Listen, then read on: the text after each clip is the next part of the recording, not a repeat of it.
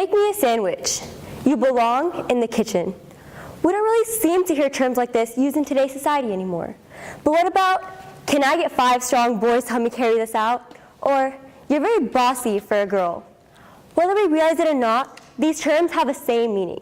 They have the same meaning of degrading a girl into making it feel like she is less than her male peers. They have the same meaning of degrading a girl and saying that she is less because of stereotypes. This type of prejudice and discrimination is known as sexism. Sexism is practically a wall built on inequality and partiality created by society. Society acts upon how society is taught. Society has taught girls like me, don't wear that, be careful, there are bad people out there. But what has it taught boys? It has taught boys and others that boys will be boys. But if we teach the wrong ideology, how is society supposed to change? Why don't we at least start off by educating our sons and brothers and others about proper behavior instead of limiting a way that a girl can be perceived? For instance, the reason why girls at several schools across America are not allowed to wear off-the-shoulder tops or tank tops is because of the fear that a boy will pull it down. Because of the fear that her shoulders are distracting to the learning environment. But what is to be feared about a girl who just wants to dress appropriately for the 100-degree-plus weather? What is to be feared, though, is that young girls like Malala Yousafzai can be shot in the head for simply going to school. However, as we tear down this wall made out of discrimination and sexism that supposedly defines how a girl is supposed to act and behave, we have to acknowledge the fact that sexism exists within boys as well. Hypermasculinity is toxic to boys, teaching them a flat-forward message. Boys have to be strong, or boys don't cry. Because how are we supposed to convey a message that a girl is equal to a boy if we can't even make a boy feel secure to his masculinity? Fighting against sexism is fighting for equality, and fighting for equality is fighting for equity for females and males. Sexism can be embedded into several other aspects of our life and not just outside of society. Even cultures can have sexism embedded into it, underlying a message that sometimes gender bias is tolerable. For instance, in my culture, we celebrate a holiday called Rakhi. On this holiday, the sisters of the family tie a threaded bracelet on their brother's wrist. This bracelet symbolizes a promise that their brothers will ensure protection for the sister. It is one holiday that I've been celebrating for as long as I can remember. However, it has now come to my attention what this really means.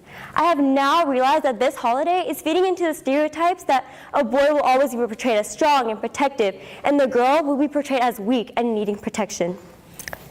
So now that we know of some obvious issues affecting girls and boys in today's society, what are we going to do about it?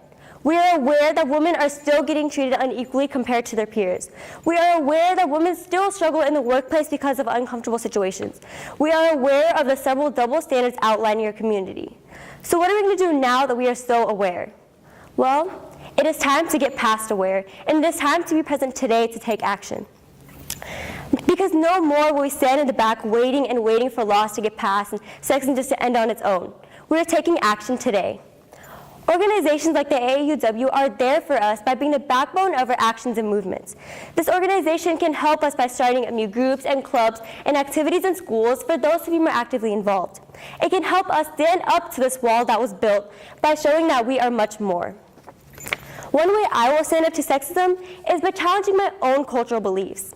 So this August, when the holiday of Rakhi comes around, I will have my brother tie a threaded bracelet onto my wrist as well. Though it'll definitely be unusual to my friends, family, and relatives, it is symbolizing that a girl can do the same job of protecting her brother the same way the brother protects the sister. And we can also start off by challenging basic stereotypes and the things that make a bigger difference. For example, something that I'm so passionate about is science. However, I learned that there are girls like me who are passionate in the STEM field but are less encouraged than men to go into these fields. They are held back from pursuing their dreams. So from now on, when I feel like or another group is facing discrimination or prejudice, I will ask myself what I can do about it. So because of the issue on STEM, I signed a small petition that advocates for gender equity in science. Though it is definitely a small step, every small step counts towards tearing down that wall, because every small step will get us closer to reach our goal every day. And because of all these issues, I encourage you all to do the same. You should speak up for what you believe in and go against issues that because are right. Because at first, women were not allowed to touch that wall that held up the sexism and discrimination, and now us women and men are going to work together to break it down. Because at first, we were too bossy, but now we should take bossy as a compliment that we can and will be leaders. Thank you.